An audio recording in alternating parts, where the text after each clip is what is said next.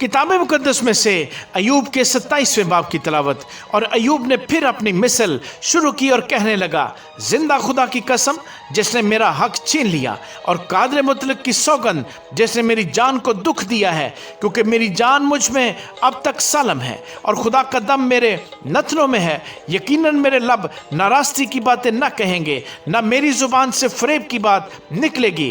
खुदा ना करे कि मैं तुम्हें रास्त ठहराऊं।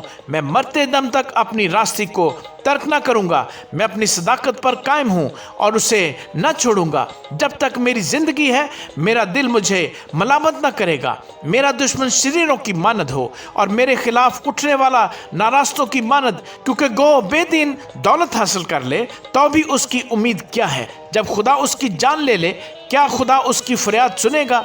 जब मुसीबत उस पर आए, क्या वो कादर मुतलक में मसरूर रहेगा और हर वक्त खुदा से दुआ करेगा?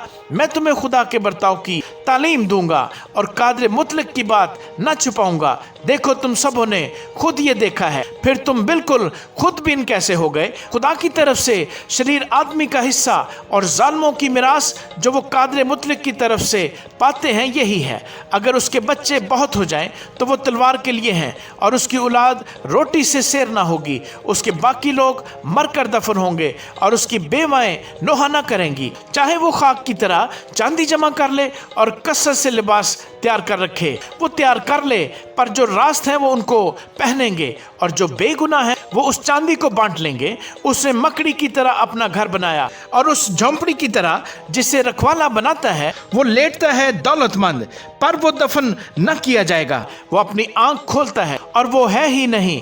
दहशत उसे पानी की तरह आ लेती है, रात को तूफान उसे उड़ा ले जाता है, मशरकी हवा उसे उड़ा ले जाती है और वो जाता रहता है। वो उसे उसकी जगह से उखाड़ फेंकती है, क्योंकि खुदा उस पर बरसाएगा और छोड़ने का नहीं। वो उसके हाथ से निकल भागना चाहता है। लोग उस पर तालियां बजाएंगे और सुस्कार कर उसे उसकी जगह से निकाल देंगे। आमीन।